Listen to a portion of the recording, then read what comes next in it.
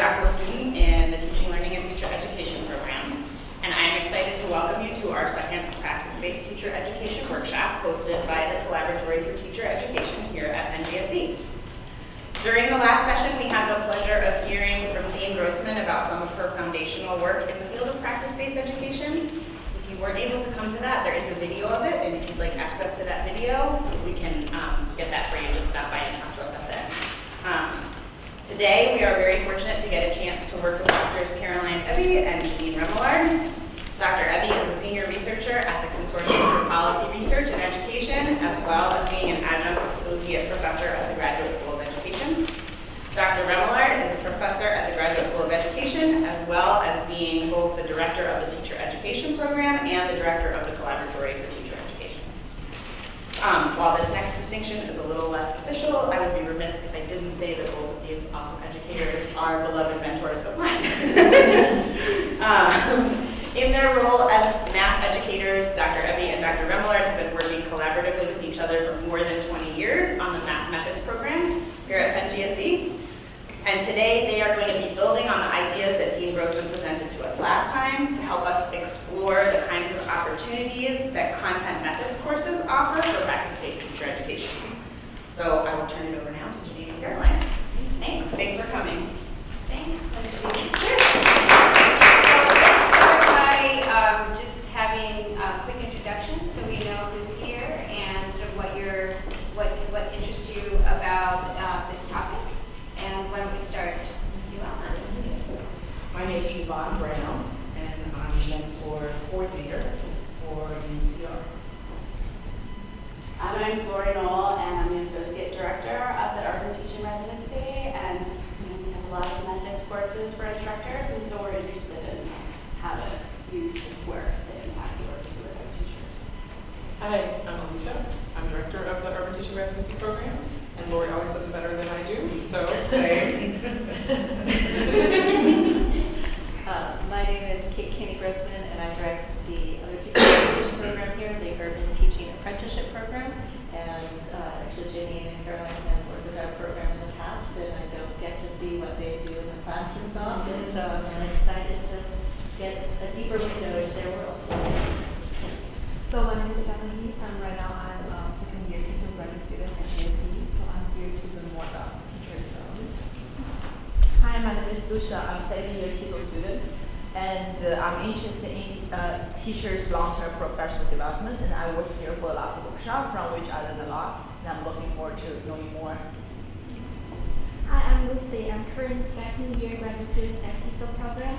I'm here because right now I'm a novice teacher, but I hope after I gain enough experience, I want to do something related to teacher education in the future. Hello, I'm Jia Qi. I'm second year interdisciplinary studying human development student, and I'm here to know how to be a good teacher in the future, and also I'm interested in using technology to empower teachers. My name is Caroline Burkhart. I'm in my final semester of the ICC Intercultural Communication Program at GSE. I took a class with Dr. Reisman about teacher education, which kind of got me interested in the field, and hopefully, again, after a few years of gaining practice myself, I want to get into teacher education. My name is Alejandra Villalobos. I am a first-year master's student in the program International Educational Development from Penn. And my background is in teaching. I was a teacher, and I served in the Peace Corps as a teacher educator. And I was just really, it's just a field that I really love, and hopefully get to bring it a little bit more global. Right. My name is Hannah, and I'm also a first-year master's student in IDP with Ale. And I attended the workshop on February 1st, and I learned a lot. I did teaching like here and there, but I was never really a formal teacher. I was more of a volunteering. And so thus the teacher training experience that I had wasn't like never really structured, or it was really organized in any sense. So I'm like kind of looking forward to hone that a little bit more and get a better sense of what it really looks like. I'm James Poinsett. I'm an assistant professor of mathematics at Brookdale Community College, which is in New Jersey. And I'm here because, in general, I'm looking for my second act of my career to be working more with teachers than just with students. So I'm really excited, especially methods courses, with people interested in mathematics, so. Great. And you heard. I'm Lindsay, and I'm a math educator and I'm a novice teacher educator. Janine, this is Caroline. And before we go on, I just want to point out to you that we have 2 other workshops coming up. One on March 22nd, and on using video. That will be done by Dean Grossman and Sarah Kavanaugh, and then the last one is using the video to work on practice, and we'll sort of pull a lot of ideas together that have been developed in the different workshops, and that will be led by Ebby Reisman and Sarah Kavanaugh, and I think there's a 90% chance that it won't be snowing on those 2 days. You never know, because we're 2 for 2 with snow and these workshops. Yes, I did thank people for coming on the last day before spring break. Yeah, I think when we said this, we didn't really look at the calendar in that light. So we're really glad that you're here. So what we're going to do today is focus the session on developing practices in methods courses. And Caroline and I are going to be sharing an approach that we've been working on for the last several years in our math methods course. And I also taught in the UTR program this fall and experimented with some of the things that we were learning in that course as well.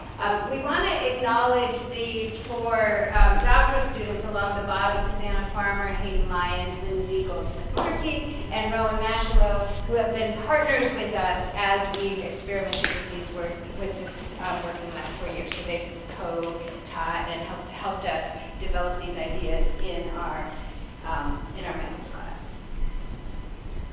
So the question that we use to guide the design of this session is this question. Given the opportunities and constraints of a methods course, how can we get teachers to get good at ambitious teaching practice? So that's the question that's guiding us, and that's the question that we want you to be thinking about for your particular context and what you're interested in developing. We're going to talk about how we thought about and worked on this idea in an elementary math methods course. And so for an elementary math methods course, we think of the idea of ambitious teaching as involving these things. We want students to be able to support their students to engage in rich mathematical tasks, to use strategies that make sense to them, and for them to guide their students to help to make sense of other people's strategies, and then also to revise their thinking and deepen their understanding. So the kind of teaching that we're talking about is probably less common in a lot of schools, but it's something that we hear a lot of teachers wanting to work on, and it is quite ambitious to do. It's challenging to do. So our aim today, and sort of what our goal with you all today, is to share our approach to practice-based, our practice-based approach to kind of accomplish those things. And we want to talk a little bit about how this approach has really evolved over time. So we're going to share with you sort of where it is now, and looking back, we've sort of learned by looking back. So you're seeing a fairly well-polished product, although it still has a lot of room to grow and develop. It's definitely informed by Grossman and colleagues' framework for teaching practices that I'll do. So if you weren't there last time, I'll do a quick review of that framework, because that framework has really kind of helped us hone in and think about and stretch what we were doing. And that's Dean Grossman talked about it last week. Our approach, we think, leverages ideas of this idea of instructional activities, and I'll talk about that a little bit more. The intent is to locate the apprentice or the novice teacher learning across methods course and their field placement or their classrooms where they're teaching. So we sort of want to bring the two together, and that's one of the goals. It also locates, and it provides opportunities for ongoing practice. So I'm going to talk a little bit about Grossman's framework. She talked about this last time. How many of you were at the last session? A lot of you. Oh, I'm just going to go really quick then. So just as a reminder, Grossman talked about, offered a framework for teaching practice that essentially she argued that we need to create opportunities in teacher education to do these things around practices. So first we need to represent teaching practices, and representation means creating opportunities for novices to observe, and we would say experience, multiple examples of skilled performance. So they need to be able to see it, see what it looks like, and experience what it looks like. The decomposition of practice involves unpacking the complex practice into its constituent parts. This is a way of sort of naming the components and focusing on particular components. And last time she used the term creating a grammar of practice as a way of talking about what the practice is composed of. Approximation of practice refers to creating opportunities for deliberate practice in safe settings that become incrementally more complex.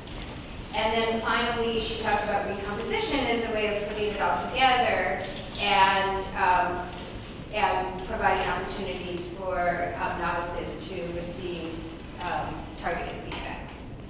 And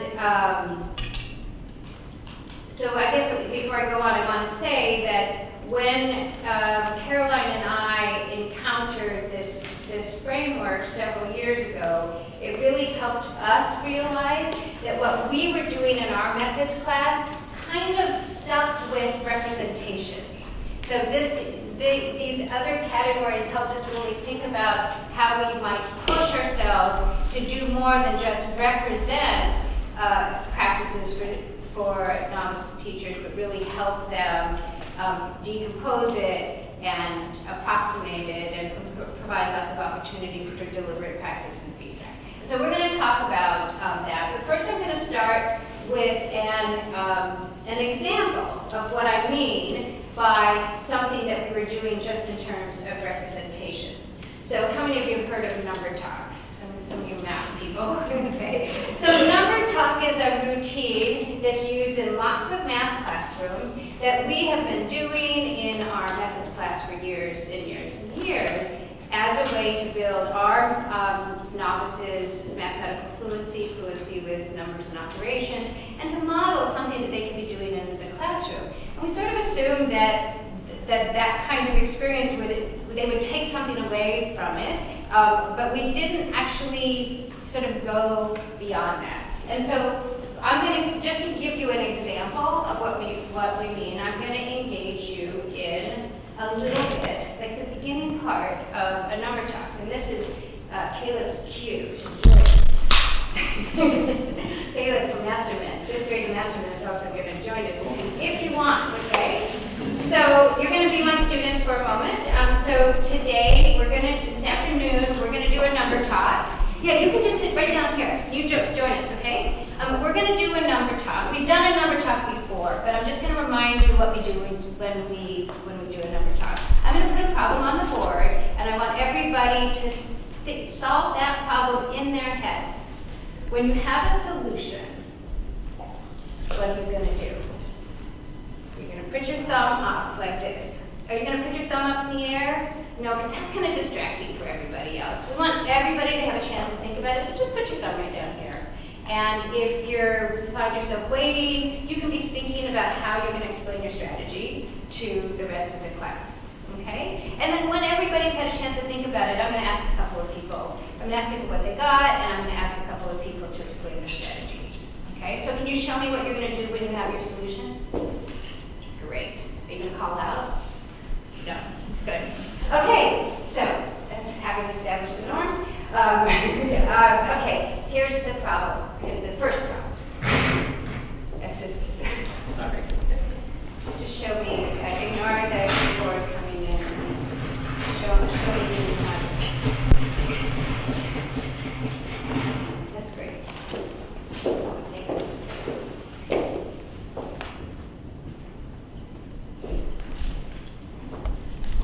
Looking around for phones. Okay, I'm going to call in a few people and just find out what you got. Lee, what did you get? No?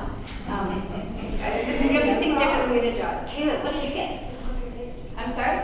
208. Okay. Did anyone get? Did anyone else get 208? You can show that you agree. This means I agree. Did anyone get a different answer? No. So everybody got 208. Okay, well that's good. Let's talk about how we solved it. Who would like to share a strategy that they used to solve it? I'm definitely going to call Caleb in. But I want to see if there are other people who would like to share a strategy. Kate? I have a very fixed math mindset. Okay, we're not. You don't need to narrate your. Just tell us. But what I did was I know 25 is better because of money, like 25 cents. So I thought of 8 25s first and got 200. Oops, sorry. And then since there were 8 ones left, then I added that to the end. Because 26 minus 25 is.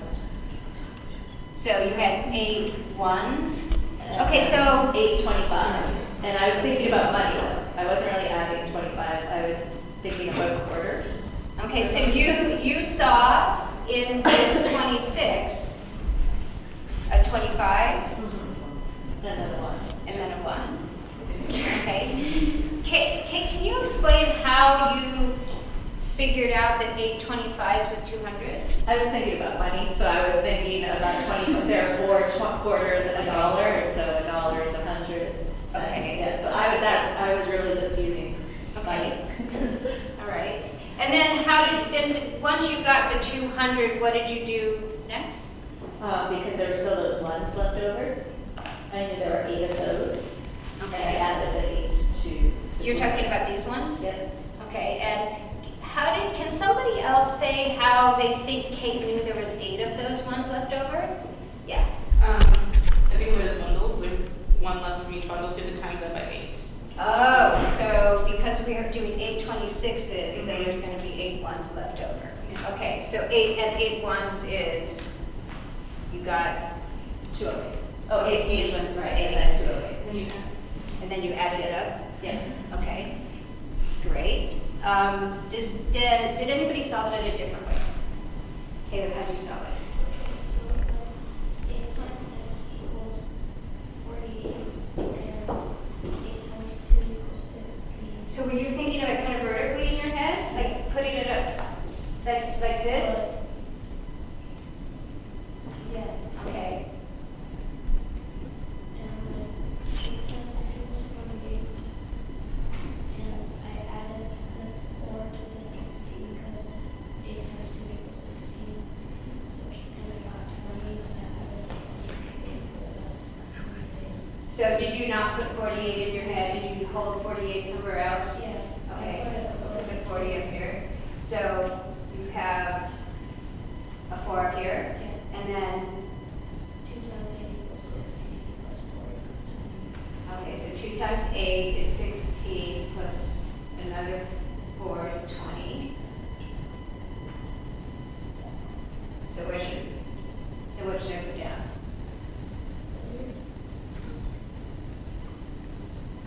Put a 0 right here. So 4 times 2 is 16, and 4 more is 20. Oh, so where should I put it right up here? Okay. So we should have this. Okay, so you got 208.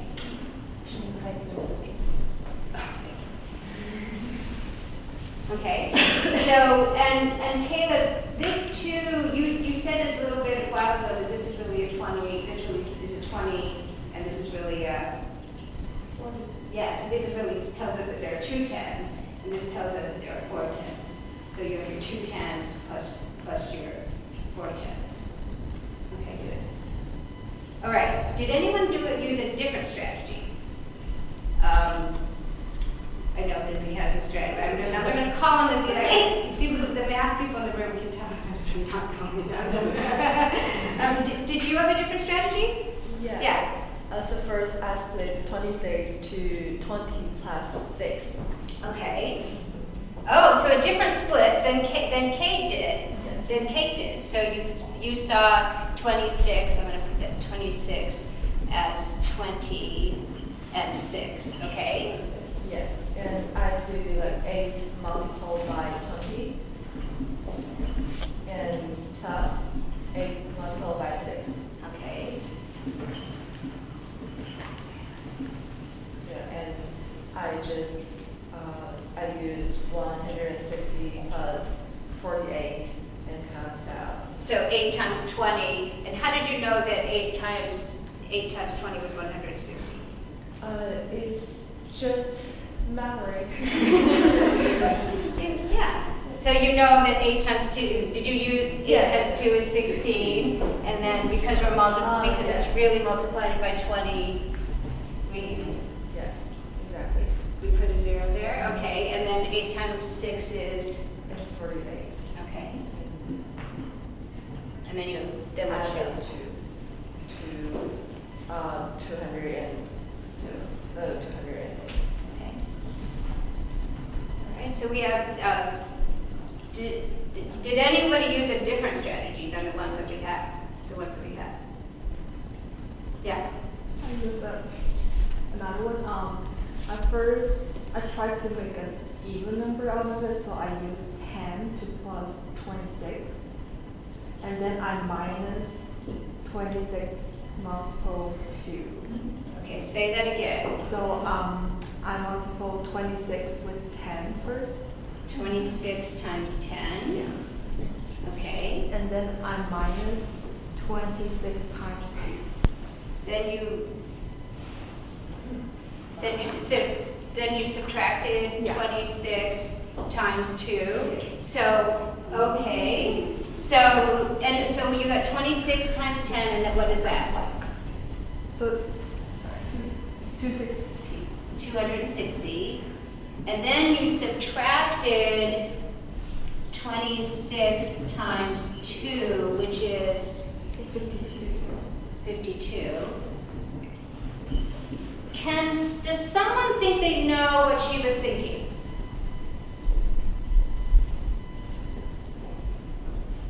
You think you know, James? Serpent? What is it? Then it's like, Oh, this one. Sorry. What was she thinking? Like to approximate the number to the nearest 10 and make it easier.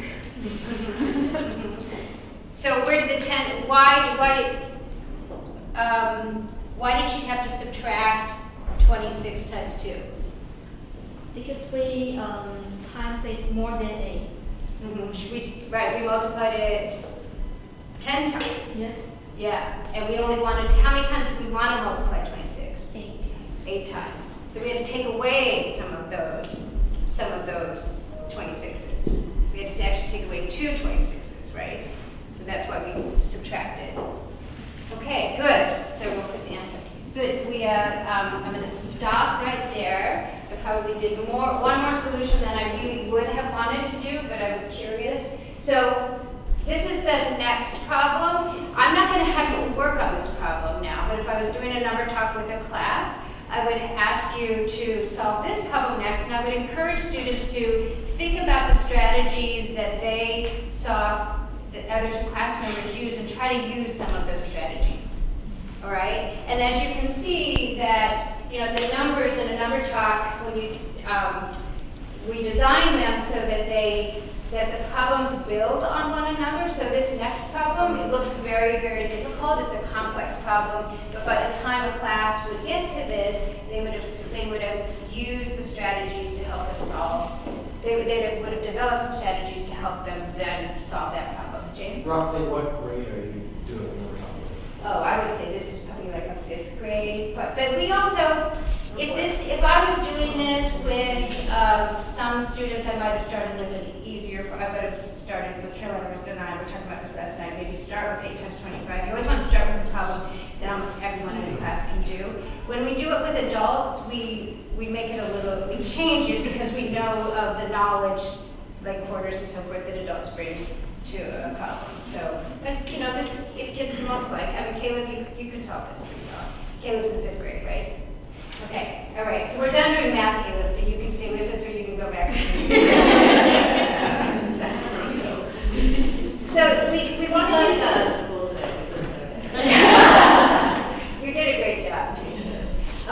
So what we want to do now is we wanted to give you a sense of that routine, and then what we're going to do is talk through at how we use these different components. We use the number talk to do these different components, and we also have times where we're going to give you a chance to work on a practice that you want to develop, because we don't assume everybody is teaching math. And so if there's something that you want to work on, we're going to give you some time for that.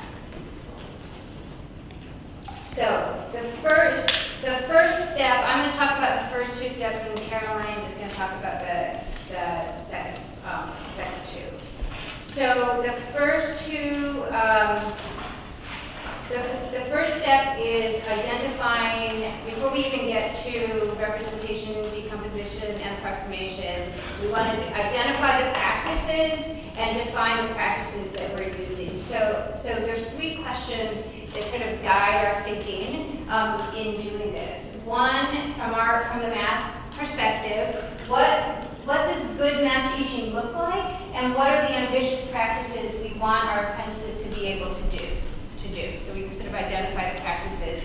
And then we ask ourselves, what's a container for some or all of those practices? And we're going to talk to you about the fact that a number talk as a routine is a container that holds a lot of practices that we want our novices to develop. There's other containers that we use as well, but we're talking about our use of number talk, or as the container.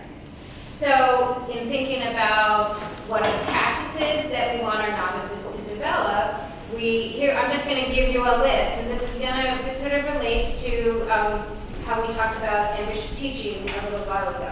So it allows, we want them to be able to establish norms and routines that foster reasoning and discourse. We want them to select, I have to remember I have this. We want them to be able to select and modify tasks for specific learning goals. We want them to be able to elicit, represent, and respond to student thinking. Encourage students to respond to others' ideas and really actually support that kind of interaction, not just encourage it.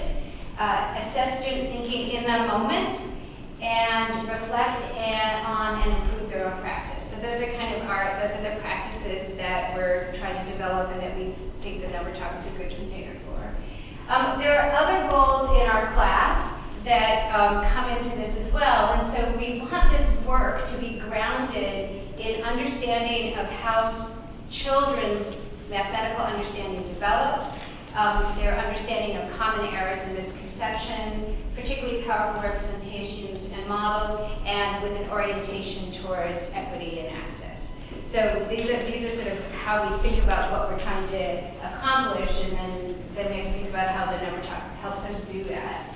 So I've been hinting at this, but the other question we want to ask is, what is a container that can help us hold these practices?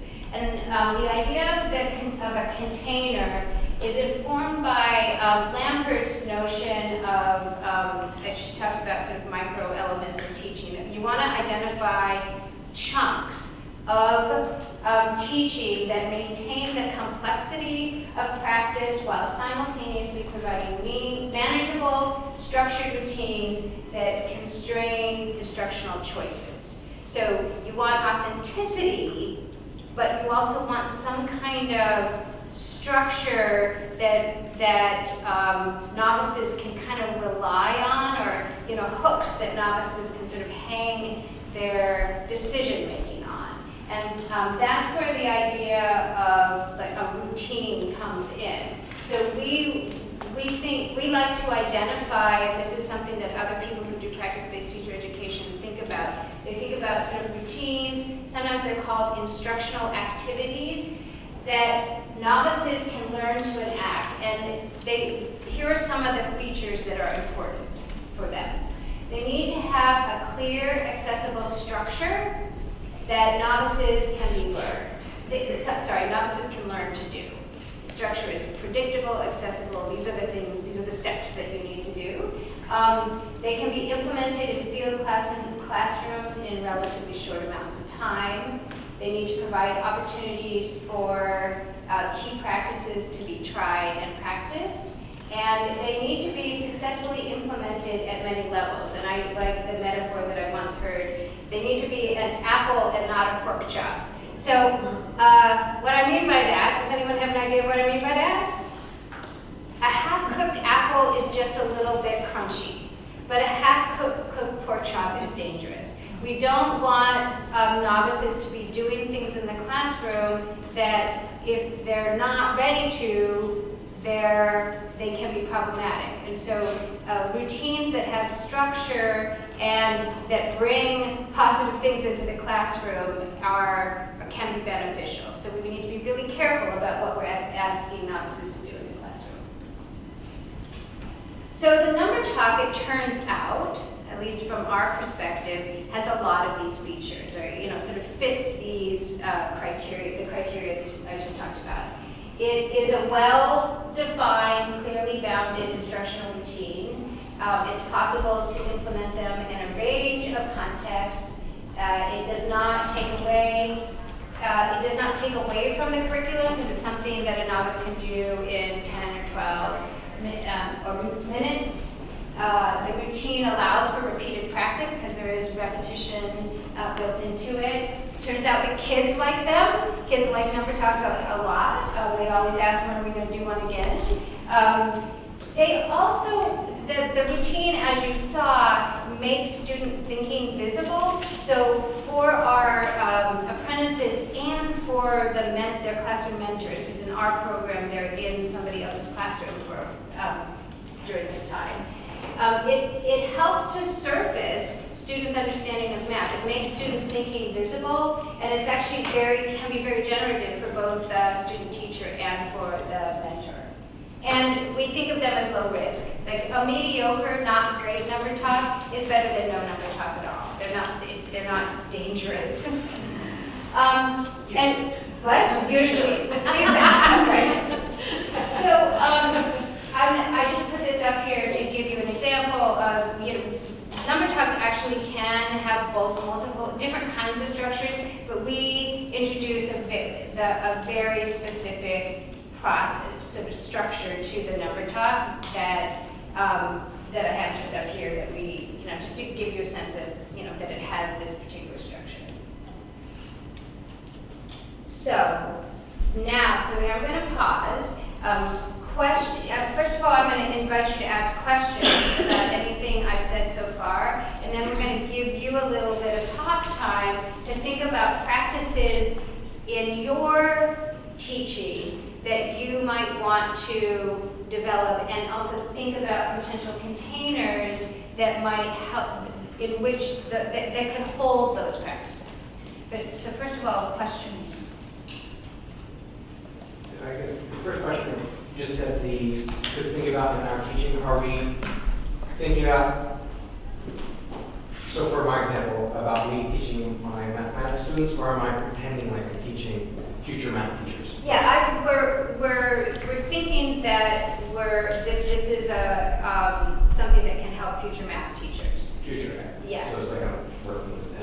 Yeah. And if you don't have, so what we were thinking is that there are lots of people in the room who are thinking right now about, and you don't have to think about math, like there's lots of people in the room that aren't thinking about math, but there are people who, if you're not ready yourself or anybody else to ask these questions, respond to these questions for yourself, you might join somebody else and help them think about practices that they want to develop. So It does not have to be future math teachers. You were just saying that. it doesn't have to be. Just clarify. You're thinking about, but you're thinking about this from a teacher education lens, not a teaching. Not a lens. teacher, so that's trying to make sure that. Right, and it doesn't have to be future math teachers. I did some of this work in the UTR program when I taught the mathematics course, and I taught them routines they then did in their actual classroom. So it's harder to do. It's harder to do because we have less time with them as well. But it doesn't have to be future teachers. I just think of them as novices. So, does anybody have any questions about what we've said so far? Or do you, go ahead. Yeah, so you were talking about choosing practices that aren't quote unquote dangerous to students. Can you kind of define what you mean by like where in the scope is the range? Well, like it becomes too dangerous and those are practices that teachers might have to use in the classroom at some point. So I are they think- brought up too much out of the box? Yeah, I think that's a really good point. I think that at least the way I think about that is that some of these ambitious practices are challenging, and so we're trying to create some safe structure in which they can sort of practice them. I guess what would be a day like? I guess I'm thinking like if we were to say, okay, we want you to go off and teach a math lesson, and we hadn't really prepared them to do that, then they might teach a math lesson in the classroom and the kids aren't learning what they're supposed to learn and something happens down the line. And we see this as even if the number talk doesn't go as they planned, we didn't take away anything from the learning that was going on in the classroom. So it's not really dangerous, but Yeah. I think the we're thinking metaphor more that it wouldn't be harmful to what's going on in the classroom. It wouldn't be harmful to the regular curriculum, it wouldn't be harmful to the students' learning, and it can enhance the students' learning. Yeah. Even though it would be seen as somewhat supplemental to whatever's going on in the classroom. Did you want to add something? I was just gonna say, I think it's an opportunity for them to practice doing something that's complex, like engaging students in sharing their ideas and thinking about other people's ideas in a context in which they get to practice that. If they do a number talk like 10 times, they practice that, and then if they go to introduce a math lesson and say like they're in charge of kids' first exposure to fractions or something, they might have a better chance of doing it in a way that's going to help the kids than doing it in a way where they're trying to do this complicated practice of having kids share ideas and understand each other's ideas, but they're too overwhelmed by the scope of it, and then it sort of falls apart. So it's safe for them and it's safe for the kids. So loss of management. Well, the idea of the clear routines and the structures in which the listening to children's thinking, getting kids to explain their thinking, getting them to talk to one another, representing their ideas. It happens within a predictable structure. They don't. In some ways, they have to decide what to do next because it has to be based on what their varying kids do. But because there's a clear routine,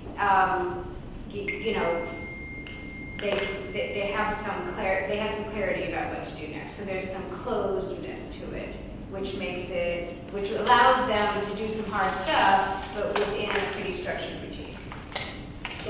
Does that help? Okay.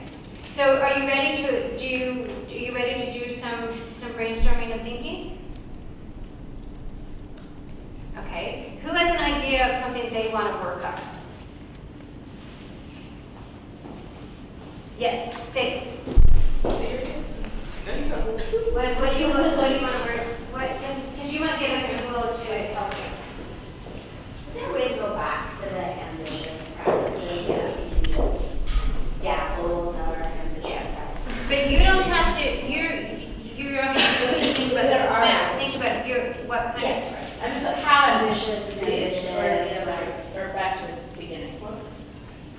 Those are examples of your ambitious practices. These are our ambitious practices, but you could have very different ones. Right. And are we looking for the practice or the container level?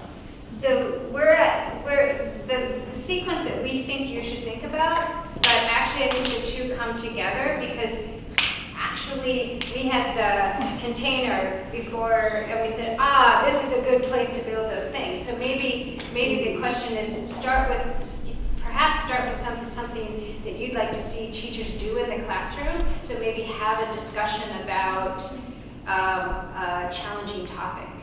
And then think about, so what are the practices in having that discussion, and what's a container that might help them do that? So that's a way to sort of start that And topic. maybe these questions, like instead of good math teaching, what does whatever you're working on look like? Yeah. And what would be the practices you want to do? So do you want to, maybe we should just have people, rather than getting, what? Well, you have an idea. You have an idea about something you want to work I just on? wanted to work on it. I'm working on youth, teaching other youth about sustainable farming. About sustainable farming. Food versus garden. So the numbers talk, I thought about it and I was like, oh, this would be a great way for them to talk to middle level kids about how to use greens, and that's kind of where I'm going off of. Sorry, yeah.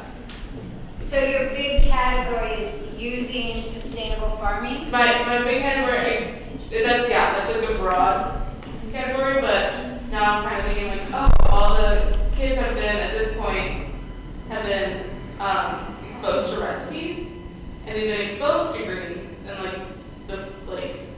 I'm so sorry. And they've been exposed to like the farming part, right? And they're exposed to like the food part, the end process. It's the middle part that's like lacking. Yeah. And so this numbers talk kind of had me going of like, well, they already do this in schools. It's something that the teenagers, what they can do is talk through a recipe, but go back on like what they've learned in the farming process. So that's Okay, so and you probably need to, this is a really big category. Yeah, I know, I need to narrow Think that. about the practices, some practices inside that you want them to engage in. So do the other people have ideas? LaToya? Maybe, I'm trying to work, but maybe addressing issues around identity and self-efficacy with students, and using community meetings or board meetings intentionally to do that. So the practice would be sort of leading a community meeting around those issues of identity. Yeah, I'm actually just gonna, lead community meeting. Or facilitate. Yeah. Those are, I know you met them together, but they also could stand alone in terms of like trying to identify. I'm just trying to get some stuff up here. Yeah. And again, you'd sort of need to hone it. Well, actually, leading a community meeting is a good example of sort of a set of, you can identify a set of practices and you can sort of think about a routine. Yeah, launching a problem. So in that, if you're going to have people solve a big problem all together, there's a launch, you get people started and ready to do that. And that's the thing that I'm about to try to help a bunch of teachers learn how to do that. So I need to think about. And they're experienced teachers. They are experienced teachers. Yeah. Or they're going to be teaching other teachers. Yeah. Just like a couple levels Very out. interesting. Right, and I was thinking teaching students how to engage with text more critically. So learning to identify different stakeholders and different perspectives within a text.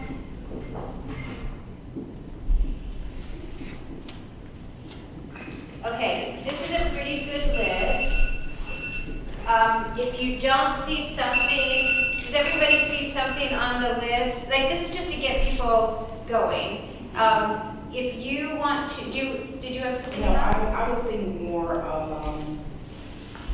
classroom management, and I don't know if that was too broad, but I know in our experience that that's a big area of concern.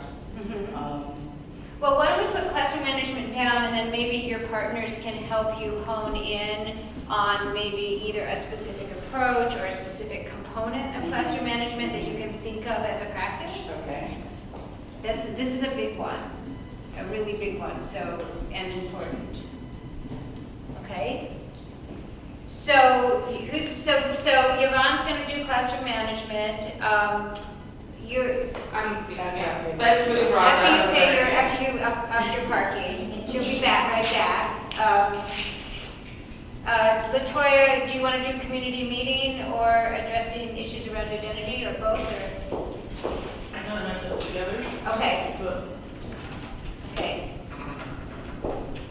So can you find, so this is going to be Yvonne, I want to quickly get groups going. I don't want to micromanage this. Find somebody that has either said something that you're interested in or just talk to the person next to you and start to think about practices that you think teachers need to learn, or add a container that can help you, that can help you, help them practice those practices, rehearse those practices, okay?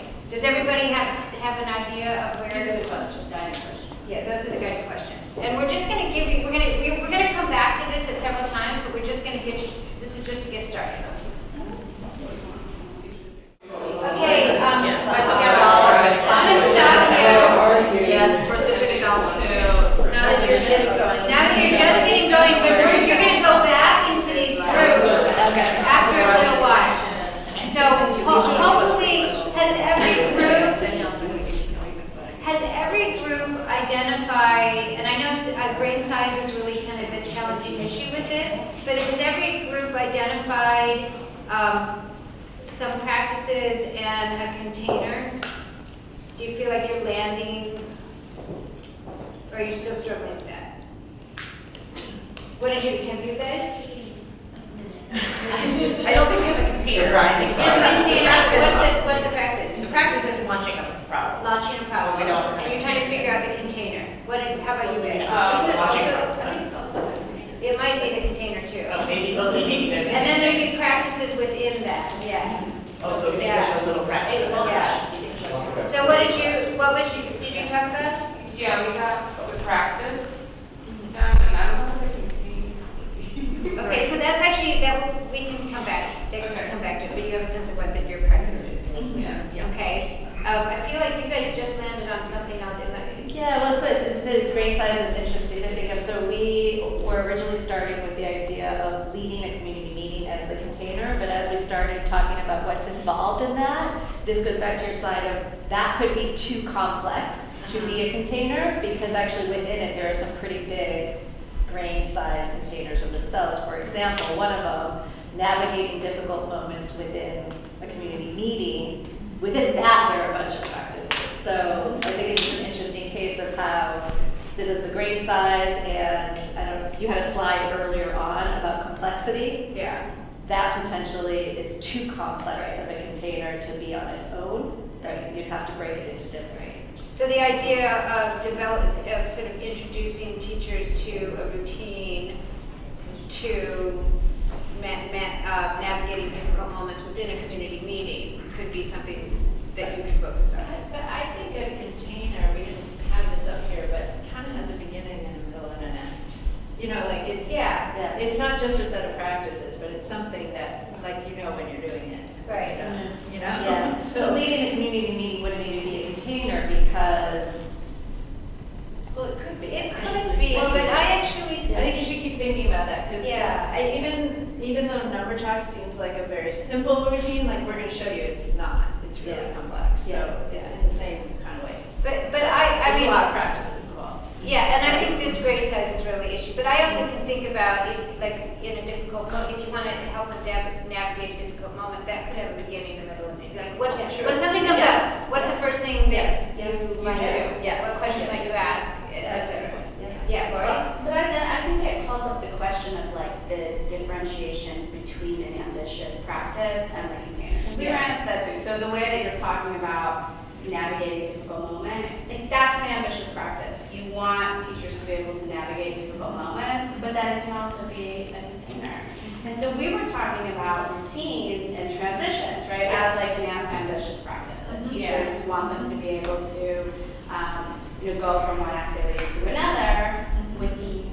Right? That's like ambitious practice. But then we were like, a transition routine is the container, but then it's like the practice and the container, and it was confusing to Well, I know. differentiate. So I actually think practices are more specific than the container. So because and the reason it becomes important is because if you want to help novices learn the thing, you need to be able to decompose it into steps or into components. And so, what? I'm getting to her part. So transition, making transitions is a really good example of something that facilitates ambitious teaching, because if you can't make transitions, you're never going to have the kids move around, and we want kids to be able to move around and talk to one another. So making transitions can be like the thing you want them to learn, and the container might be a routine for making smooth transitions in which there are a set of practices. Like that could just be a label, managing transitions. Does that make sense? Yeah. So you're saying that the container is the routine and making smooth transitions is the practice? Is that what you're saying? I think I would say that you can say making smooth routines is a practice, but what does that mean? What are the things that teachers need to do to make smooth, to make smooth transitions that are respectful of students, that communicate what they, what they value. Okay. So those are going to be the practices. So I think the making transitions is sort of a broader category that just helps you as a teacher educator say this is something you need to work on. And it helps me ask myself, what are the practices within that, and then think about what's a container. And sometimes containers exist, like Number Talk was something that existed, but you might need to invent a container, or you do some research and find, what kind of containers, what kind of routines are out there that I want to use to help novices, to give novices some structure to do those practices. So if they learned that routine, they would also be learning the practice. Right, yeah. I mean, the language is a little bit tricky because it gets into grain size issues. Yeah, and it felt like circular, but we did identify the practices and the things. Yeah. So, but just which part of the container, and which part was the practice. And just like the decomposing Caroline's about to talk about, the purpose of using these terms is for decomposing as teacher educators what it is we're doing as teacher educators, like naming the work that we're doing to think about what we want to help novices learn. And so it's not magic, like this is a practice, defining a practice isn't an end in itself, it's a tool to help you think, right? And to help you design. Yeah, James? I'm trying to still reconcile what I'm thinking about. Compared to grain size, is container like the largest grain size you're willing to go, and then practices are smaller grain size? Yeah. Because I understand the grain size thing, but I'm not fully wrapped around the container thing. Are those equivalent? I think that if we go back to this, a container needs to be kind of a teachable routine that has some structure, in which the practices can be deployed. So you can think of a Number Talk, when we talked about the kinds of practices we wanted something like listening to kids thinking. There are lots of ways you do that in math instruction, but it's part of a Number Talk. So the Number Talk is a good place to learn that. You're going to do it other places, not just in a Number Talk. But a Number Talk has that in it, as well as a bunch of other practices that we want them to learn. Right? Does that make sense? So I think actually, in some sense, it's bigger. But yeah. Well, but they're also could be decomposed. Right. The idea is that you identify containers that involve using practices that have relevance not just in that container, but in teaching in general. Because this is the opportunity to get good at that practice or those practices in a more structured routine. But the goal is for them to be able to use those practices throughout their teaching in less structured ways. And that's where we're talking about. We want it to be safe, less problematic. And sometimes it's dangerous for them because things kind of fall apart if it's too unstructured. Okay, It's yes. like a warm-up activity. A warm-up activity, it could be a container if it contains the things, like if it contains the things that you want them to learn. Is it helpful to say, so Jenny Lundstedt, who teaches the methods course for literacy in the same program, the two containers that she was using this past semester were to do a guided reading session was one container, and then the other was like a writing mini lesson.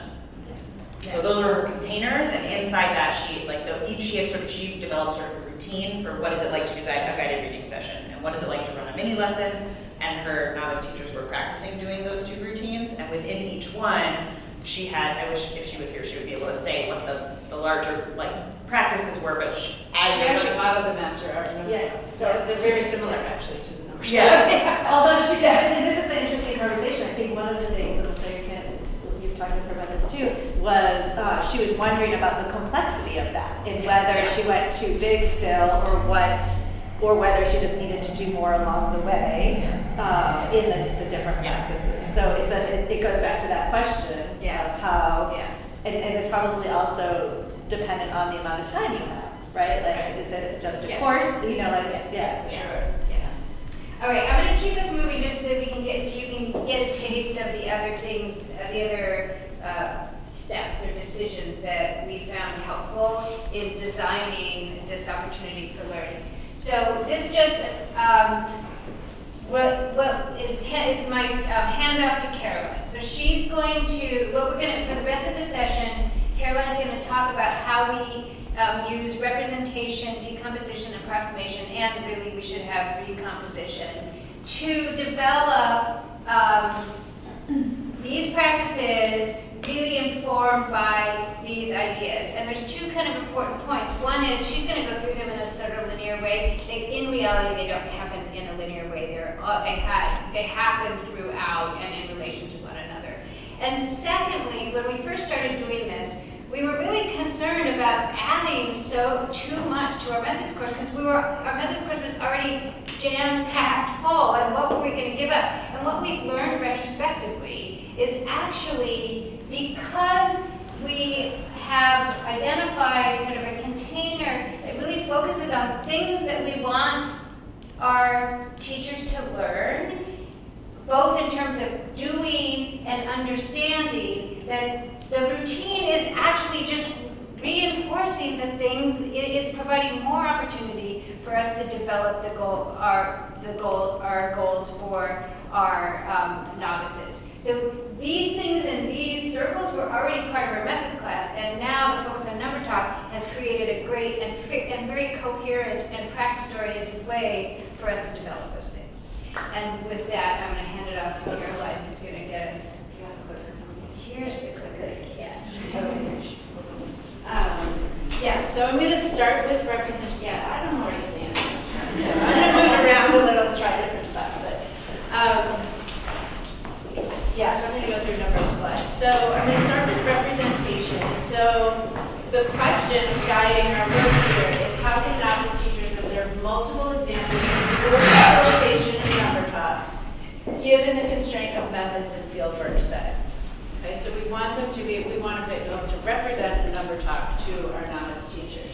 So the obvious way to do this, right, is to have our novice teachers observe number talks in their field classrooms. We're lucky in that our students are in the field classroom 2 days a week while they're taking our methods course. Unfortunately, they're not always seeing number talks, and that is not always a possibility for them to see their mentor teachers do number talks in their classrooms. For a variety of reasons, our mentors aren't always doing number talks in their classrooms. So that's something that we would like to see happen, and we're working on that in a number. I'm going to come back to that at the end of this talk, so remind me if I don't talk about that. But at this point, that's one of our constraints, that not all of our students are seeing them in the field. So that's why I put it in red here. And so another way that we can represent number talks is to engage them in a number talk and to model a number talk in our methods class, just like Janine did with you today, right? And so that serves two purposes. One, they get to see what a number talk looks like, and we're modeling it for the facilitation of that for them. But probably more important is that they get to participate as a learner in a number talk. And so they really get to see what it's like to be a student in a number talk, right? And that's really important for both their own mathematical thinking. For many of our students, that's the first time they've been asked to think about mathematics in different ways and to come up with their own strategies. So that's a very important experience for them to have as a learner and to think about why that might be important for their learners, right? So we kind of get both out of that, and they're in this funny role of being a student, but also thinking about being a teacher, right? And then the third way that we can do it is, fortunately, we have lots of videos of number talk. So technology allows us to show them a videotape of a number talk in a classroom, even if they're not seeing it in the field. So for example, like the second week of the methods class, we showed them a videotape of a kindergarten teacher leading a number talk with kindergarten kids. And at the same time in the methods class, we're focusing on the development of early number and how kids understand number from the earliest stages. And so this allows them in class, as we're watching the number talk, we can talk about that. And we can talk about kids thinking, which is the topic that we're focusing on. So like Janine said, that's sort of the content of our methods class. But at the same time, they're also seeing what a number talk looks like with kindergarten kids, which they might not be able to imagine, right, if they hadn't seen it. So that allows us to represent what the number talk looks like. But that also leads to the next important piece, which is decomposition. So the question here is, how can we create a shared grammar for unpacking this complex practice of number talks into its component parts? And I'm going to talk about two ways that we came up to do this. One is to do a specific analysis of the number talk videos that we have them watch. And the other is to provide deliberate practice on the components of the number talk. Okay, so I'm going to start with the first one here. So remember I said that we have them watch a videotape first of a kindergarten number talk in class, and we focus on sort of the mathematics of it. And then we ask them to watch that videotape again outside of class, so like for homework. And this time we give them 7 dimensions of a number talk. So we decompose the number talk for them into these 7 parts. So the parts here are preparing for the number talk, which involves selecting the tasks and thinking about the tasks that you're using, launching the number talk, establishing and maintaining norms, eliciting multiple strategies, representing student thinking, using probing questions, and highlighting the math. So this is where I'm saying, like, number talk is much more complex than it might seem at first, right? And so we ask them to watch the videotape again, focusing on these dimensions, and we give them focal questions for that, to focus them in on that. I didn't put them up here because it would fill up the whole slide. But we give them specific questions, and then ask them to notate teacher actions that they see in the video. So what is the teacher doing in relation to all of these categories? And then, how do those teacher actions relate to the goals of that number talks? Both mathematical goals, right, and also like pedagogical goals, like what we call the mathematical practices. So things like, what does it mean to do mathematics, right? So they fill out this template, watching it on their own, and then we discuss it in class. So for example, I'm going to give you an example of establishing and maintaining norms, which is often a dimension that's not very visible, right? It's hard to see how a teacher's doing that if you don't look very carefully. So this is just an example of sort of a template we might fill out together in class after they've done it. And so the guiding question that I've highlighted here is, how does the teacher communicate and or reinforce the expectations of a number talk? And one of the things students noticed was the teacher asked a student, do you want to change your answer? Okay, and so we talk about what does that do when the teacher asks that, and one of the things it does is communicate that revision is an important part of doing mathematics. Okay, so that's sort of how we trace that line so that they can see what a teacher action they might not even notice at first, how that sort of translates into the goals of the number talk. Okay. So another thing we do is provide deliberate practice on these components. Once we've decomposed it into the parts. One of the components that proves to be really challenging for novice teachers is representing student thinking. Okay, and so think about how Janine was representing your strategies, so she's erased it now, up on the whiteboard. Okay, that's a hard thing to do when you're trying to listen to somebody and make sense of their strategy and then figure out how to write it so other people will understand it, right? And you're doing that all in the moment, right? You're nodding like, you know. Yeah, I should do that. I don't know, Yeah. And you can see her almost stopping and thinking a few times, like, how am I going to write this, right? So what we do is sort of give our teachers deliberate practice in that. So we have an assignment where we ask them, we give them a transcript from parts of a number talk, a real number talk, and we ask them to read it and think about how the child is explaining the strategy, and then practice how they might represent that.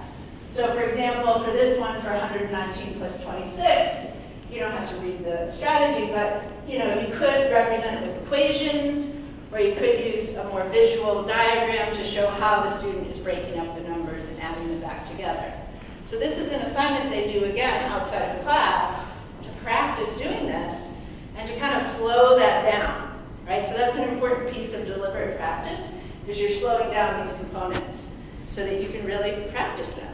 We don't often think about like how to write stuff on the board, but it's really important in mathematics.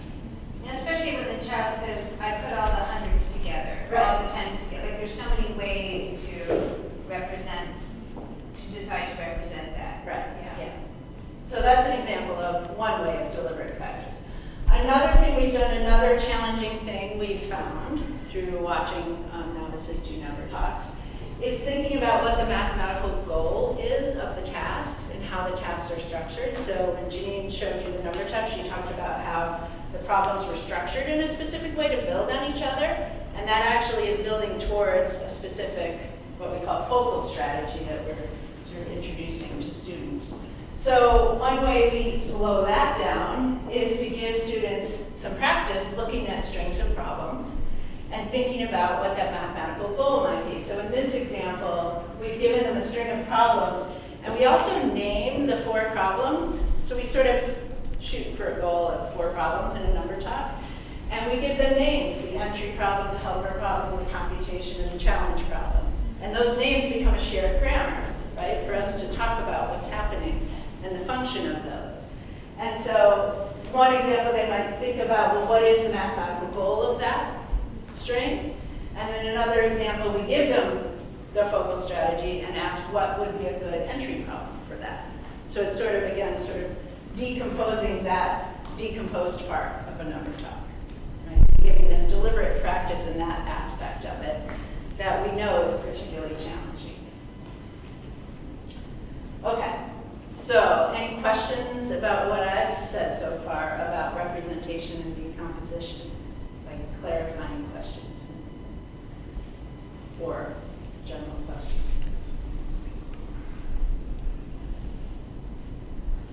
Okay, so then this is the, yeah, Kate. I think I kind of, so if you went back to the form that you give them, and you give questions, and there is, so I guess one of the things I'm interested in is the flexibility. Like, so when we're teaching practices or, a larger, event, like number talk,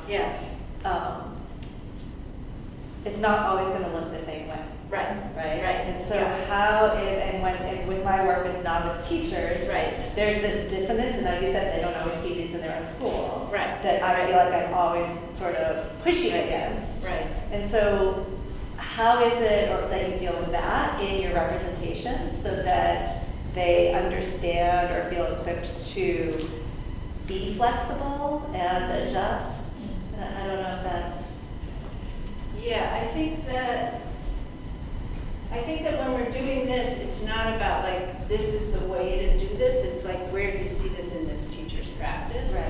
And so if you do it enough times, if you're watching different videos, you should see different ways of doing that. The things that don't change are these things on the left. But if the teacher actually that is always, so you should be able to watch any number talking and say what's there in that dimension. It might be not there, but that's an important piece too. So that part we don't change. And then you'll see when we get to the next section, when we have them, we continue to use this framework, right? This becomes our rubric for doing other things. So when they reported teacher actions, that's really where they're seeing the variability Yes. and Yes. style. Yes, and exactly. Adjustment for. So you wouldn't always ask, like, do you want to revise your answer, right? Or do you want to change your answer? That's what this teacher did in this instance. But that's not something we say you always have to ask. Yeah. Yeah, and because I want to learn from you about the managing difficult, or managing tensions in community meetings, but you can imagine creating a set of things that would sort of, you would want to have happen. And this is not like where I have a lot of area of expertise, so I'm just going to sort of make something up, but it could be giving, multiple people an opportunity to voice their perspective, or naming what's going on. I know other people in the room have more expertise about like this particular thing, but imagine, and we're going to have to do this in a minute, but imagine what it is that you want to help novices learn to do, and then you sort of want to name the categories of things. The way they do it is going to have a lot of variation, and that's where it becomes not scripted. But if you have a sense of, that's sort of like the grammar, if you have a sense of the kinds of things that should happen, and in the number talk, it's sort of sequential, not completely, but that gives them some hooks. Does that help? Yeah, that's good. So that's what we want you to do at this point, is I just told you quickly how we thought about representation and decomposition in the context of the number talk. So in your context that you were talking about, how could you think about representing that practice for novices, given whatever constraints you have in your setting? And how might you both engage them in unpacking the practice into constituent parts, and also what deliberate practice could you provide, and what would be the shared grammar? So that's a lot. That's a lot. Yeah. Just a second. It only took us 3 or 4 years. Yeah. So we'll give you about 10 minutes. Yeah. Figure it out. You guys are working on it. Get some ideas. Yeah. If you can hear me, clap once. If you can hear me, clap twice. Oh, you're wonderful. I have everyone's attention. Okay, I asked her to model the transition. Transition, we're going to bring it back. So thank you. So we're going to keep moving. Does anyone have a quick maybe insight you had from doing that you want to share, or something you thought about that you think would work in terms of representation?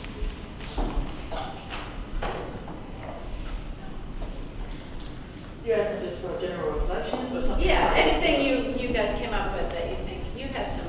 Yeah, we started with community meetings, which was very hard to start to name the practices, but then we thought about, like, there's so many different types of community meetings. Once we focused on just like a meeting around a hard conversation, that was much easier to work through, I think, people look for. So you sort of narrowed your container down to a smaller brain size. Those cans or something. Yes. And then you were also talking about ways to represent that, and one of the things that's hard about a hard conversation is we don't have videotapes around of hard conversations, right? Or people might not be comfortable videotaping a hard conversation. So that is a challenge that they were thinking about, how to do that. So, and that kind of leads into, so we talked about representation and decomposition, so what comes next? Approximation, good, you were paying attention. But of course they're not linear, but we haven't talked about approximation yet. So back to our number talks, right? I'm going to talk about how we thought about this. And our question was, how can we give our novices opportunities to try out these number talks in a safer setting? Okay, so we did this through 2 ways. We did rehearsals here at GSE, and we had them doing their number talks in their fieldwork classrooms, but we were giving them and videotaping them, and we were giving them targeted feedback. So I'm going to talk about those 2 things briefly. So first of all, rehearsals. So you can see by the pictures here that we were doing rehearsals in GSE classrooms, right? Which are classrooms, but they're not really authentic to the classrooms that our novices are in, right? They look a little bit different, different space. They have chalkboards. No schools have chalkboards anymore, right? So there's some ways in which it's not, they don't. They have whiteboards or smart boards usually. So we think about ways to make that authentic when in our methods course it's obviously going to be somewhat inauthentic. But basically we break them into small groups and have them lead a number. Each group leads the same number talk, but one person is the facilitator, and the other novices are the students in the number talk. And they're small groups, and in terms of the two things I think that Grossman talked about in terms of rehearsals is the authenticity and then also the pausability, being able to stop and sort of discuss. One of the challenges we have is that there's one instructor and hopefully a TA who's helping out and 25 or 30 students. So when they're breaking it into small groups and doing this concurrently, we can't get around to each group and have discussions with them. So we're sort of limited and we don't have endless time to have them do this. So we're doing this as part of our methods class. We're trying to still get through our curriculum and everything that we need to cover. So we have a limited amount of time in which to do this. And so one of the things we found that works well, actually, is to script the number talks. And that might sound counterintuitive, like how could scripting make it more authentic, right? But what we do is actually script the child parts. So we give, this is an example here where the children who are actually our novice student teachers, right? We give them their parts in terms of what strategy they're going to share for the problem in the number talk, okay? So they know what strategy they're going to share. The teacher or the facilitator does not know.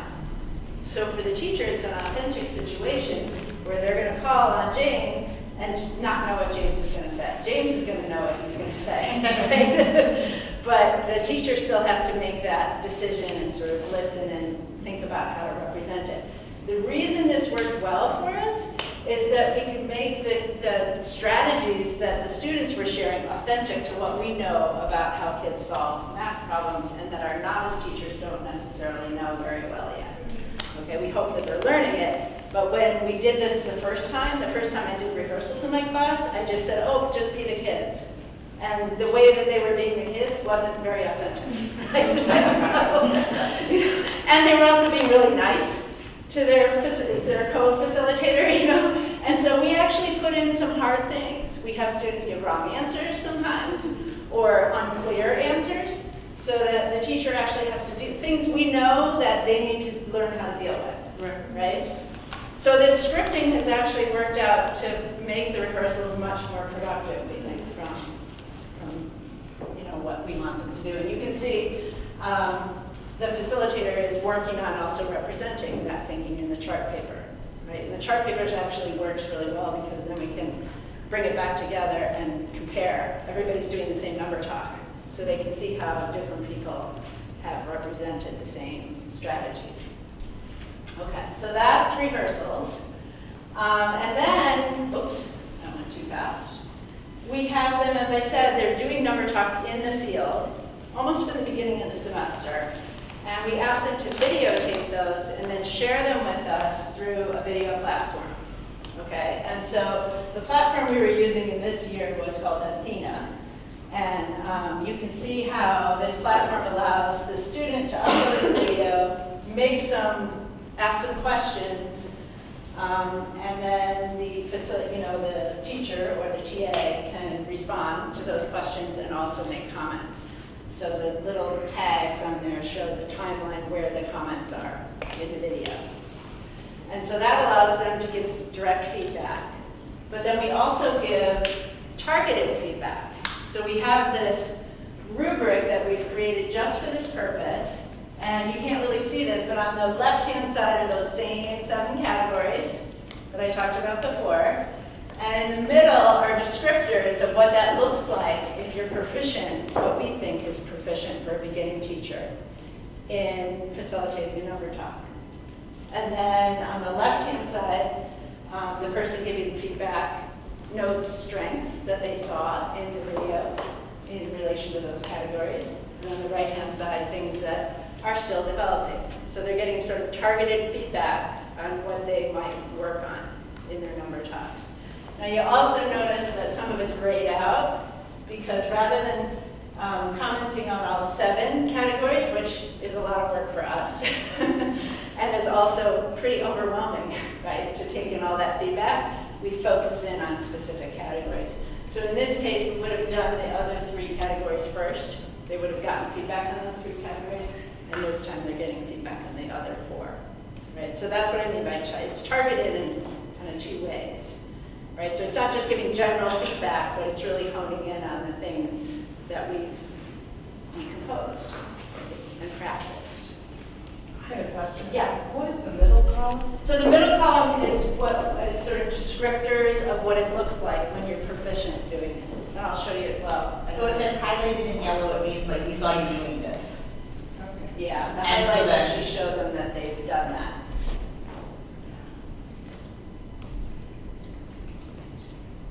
Okay, so the last thing then is recomposition. So how do we put this all back together now that we've represented it, decomposed it, and approximated it? And so we do this in a couple ways. One is we ask them to submit a number talk by the end of the semester that shows proficiency, and we use a rubric that I'm going to show you to actually assess that number talk.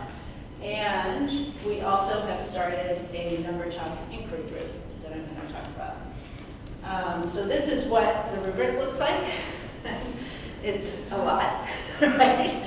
But along the left-hand side are those same 7 categories, right? And in the middle here, in the proficient column, is exactly what you were just asking about, which is what they saw on their targeted feedback. So by the time they see this rubric, they're familiar with a lot of it. So we don't give this to them at the beginning of the semester, okay? Because you look at it and be like, how am I ever going to do all that, right? But by the time they see this, they pretty much have done a lot of it and know what it means, okay? And it also shows what it would look like to be advanced in those categories, to be developing or undeveloped. Yeah. My question is, if you present the category one at a time, Yeah. and then go across advanced, proficient, developing, and underdeveloped, is that? It says undeveloped, yeah. So would that be more appropriate to let them know what advanced, proficient, developing, and undeveloped looks like as you're doing each category? It could be. That could be another way to introduce it. Yeah. I think we don't spend a lot of time talking about what it looks like to be undeveloped or developed, you know. Right, you want to focus on more positive. We focus more on what does it look like to be proficient, but that would certainly be doing one at a time could be a way to break it down. Yeah. And then the other thing I want to talk, so the other thing is that they do need to show proficiency on this as part of the course requirement as well as the program requirement. So if students are not showing proficiency by the end of the semester with this, they can continue to do it in the spring semester when they're still in a fieldwork classroom. So the idea is you're going to do this. It might take a little longer because that's one of the constraints we have is the semester is a pretty short amount of time to learn to do this. And so we are recognizing that some students might need extra time to do this. Right? The other thing is that I've been thinking a lot about how we can have students use this to self-assess, and I think that's a better example of what it means, of what recomposition means. Because when you're out in the field as a teacher, you're not doing it for a grade or for a course, right? You actually want to be able to sort of self-assess where your practice is and where you need to go. So I'd like to build in some opportunities for students to actually do self-assessment, and, as part of this whole set of practices. And that's related to this. So we started last year, kind of a pilot of this. We started an inquiry group. Lindsay is very involved in this. and Janine. And the three of us started with a group of pre-service teachers last spring who were interested in continuing to do number talks in the field and get feedback on them. And we also invited some practicing teachers to join that group. And so as a group, they engaged in these cycles where they would videotape themselves, post that video on the video platform with other teachers, not just with us, share it, and then give feedback to each other, as well as get feedback from us. So we see this as more of sort of what it might look like for a practicing teacher to engage in reflection on their own practice and improving their own practice. And that's why I'm seeing this as a good example of recomposition, putting it all back together in a way that's more authentic to the teaching practice as opposed to a methods class. Right? So this is something that we're continuing to do, and the exciting thing is we have funding now from the Spencer Foundation to do this with a group of many of these same teachers who are in this group, who are now beginning teachers in the classroom, as well as some early career teachers who have joined this group. The only difference is we don't have face-to-face meetings. We're doing this all online. So some of our teachers are in California, New York, okay. Many of them are in Philadelphia. And just to go back to the point I raised earlier, this is also a way for us to hopefully impact practice in the schools in which we're placing our student teachers. So remember I said part of the challenge was they're not seeing number talks in their fieldwork classrooms. Hopefully through this group, we're building more places where that's happening on a regular basis, right? So that we have places where we can select our students to learn. Right, we have lots of video too. We're collecting lots and lots of video. Okay, questions? You know what's coming next. We don't have a whole lot of time.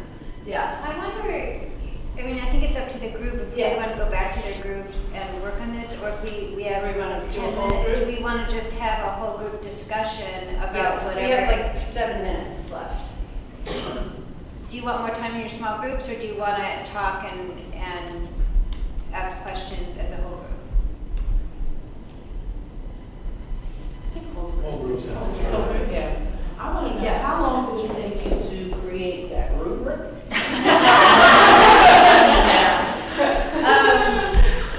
So we created it in 1 year, actually. That was a couple of years ago that we created it, but we change it every year. Yeah. We're adding to it. I just added something more to it. Yeah, and I added, Yeah. We usually pass the course back and forth. Yeah. So, we make revisions based on sort of what we see.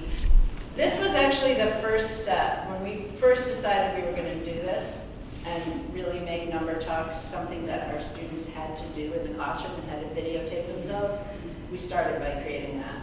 So we said, what would we expect a beginning teacher to reasonably be able to do? And that's a really good activity to engage in as a teacher. But hard. Yeah, it's hard. It's really hard. But it just takes time to think through what would that look like, what would I want to see. But we'd also I think we'd have enough experience watching number talks and doing number talks to. So this was your what process? What year is What? this? Did you say what year is it? No, Yeah, you what said- year? It said you've been So it's doing been at this least 10 4, years, because we had 4 students, we had 4 TAs listed. We had across 4 the teams, yeah, so I guess it was for. Yeah, I think it was 4 years ago. 4 years We ago. started this So version of it. We've used number talks for many years, Yeah. but the year before that was the first time we did Oh, that's right. You videos, just but did we it. didn't have a rubric, and we didn't have all the structure, we just did it, and we used Edina, and they gave each other feedback, and we gave them just feedback. And Take so- yourself, post it. Yeah, and so then the next year, so really, this is the 4th? The rubric, this is the 4th, we've used for 4 years. Yeah. Yeah. Yeah. So I'm interested in people's. We've added a lot of the part of that diagram that Janine showed between, representation, decomposition, and approximation. What's important is it wasn't just, it's not a linear process where first we represent, then we decompose, and we approximate. We're actually having them approximate from the beginning.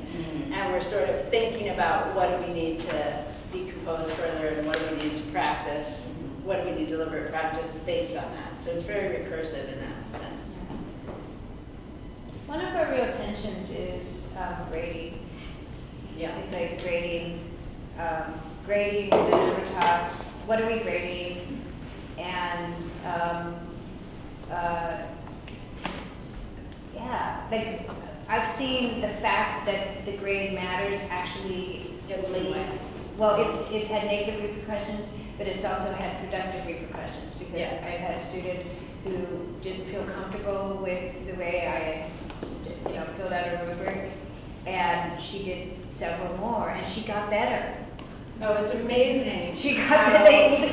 the improvement that you see, and you see, like, you tell them, you give them feedback on something, and they do it, and you're like, oh my god. I don't know why it's so surprising, but I'm always surprised. Like, What's super cool is that the people in the inquiry group who are no longer getting the grade Yeah. are doing it.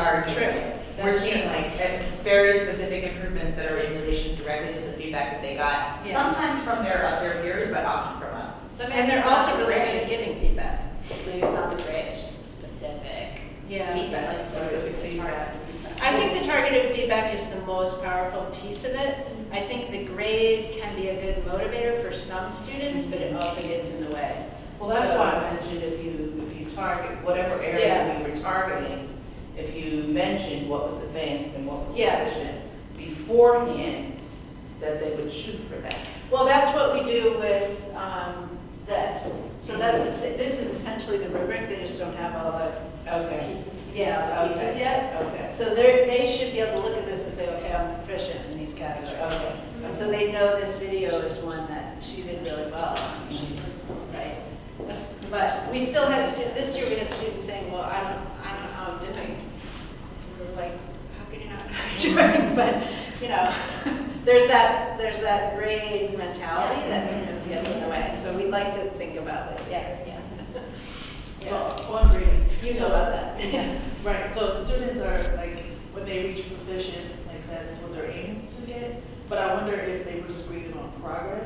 That's exactly how I've been thinking about it, is maybe have them pick like, here's 2 areas that I can show that I've improved in, and that might be a better thing, and here's where I think I am and where I would go next.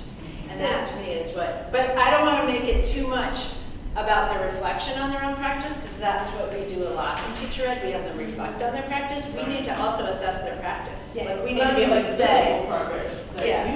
You as the instructor. Yeah. yes, yes. So Yes. I did something similar, something like that with the UTR students because I had less time. There were many things that were different, and so I taught them 3 different related routines. One of them was 2 different versions of number talk, and then something called choral counting. And they did it, and I was constantly giving them feedback on their videos and using a rubric to do so.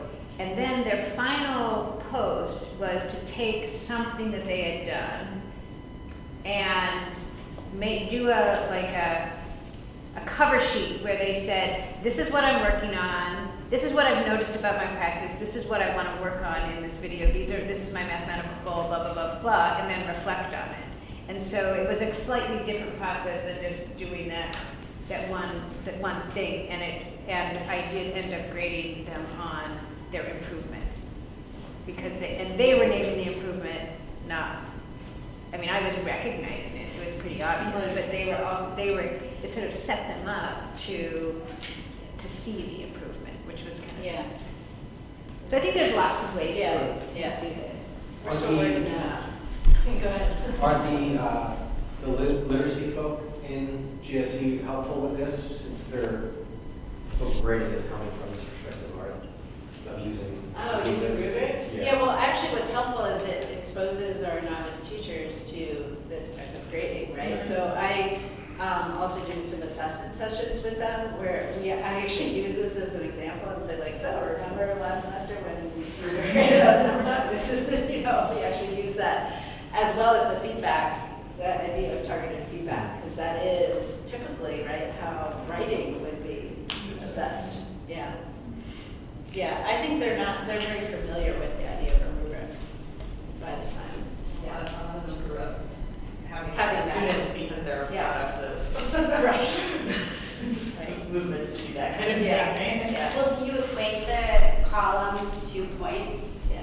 So I finally. That's the part That's the part that's, yucky. yeah, But yeah. we try not to put it on the rubric, but Yes. essentially Yeah. that's. They wanna know. Essentially that's it. Well, we don't in terms of points, but we say that they need to be proficient in some number of categories. Yeah. Right. Well, it's together. I mean, part of it is that we really do, like the level of proficiency is what we think is reasonable for a beginner. Yeah. Is what I think Deborah Baldwin called well-started beginner. Well-started beginner, yeah. Which So- is not what, there's always room for improvement. Like, Yeah. I'm not saying it's perfect by any means, Yeah. even if they get an A. Yeah. There's one category that really involves getting kids to, respond to other people's thinking and using strategies. There's some categories that are much harder. Yeah. And I think, These are actually the harder, that's why. Those are the harder ones. The ones that are not highlighted are the harder categories. So she was getting feedback later in the semester on those. We sort of start with what we think are easier. But I also think it's important for us to, as teacher educators, if somebody isn't proficient, to be able to say that, right? So that's part of to be able to say, like, you need to keep working on this. So even if they're showing growth, we need to be able to say, it's not quite enough yet, right? You need to keep going. So I think that's where the grading, it's tricky, yeah. It is tricky, but because we're not inclined in that way, but they are going to be teaching children. Yeah. And in some cases they are. And it's teaching also a way children. of communicating that this matters, right? This is something we think matters. All right, so yeah, thank you. Thank you very much.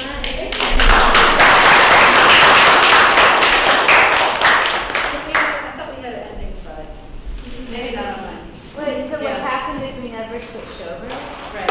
Oh, so this is still your, no one even noticed that the red line was gone. The red line was gone. Of course you Yeah. No, we forgot to switch over. So, yeah, there was an ending slide that said thank you. And So we have our names. Are these going to be made available? I think so. We'll make them, we'll get the red line in there. Right, and the video is going to be available. We'll put links to them on the Collaboratory website, but I'll also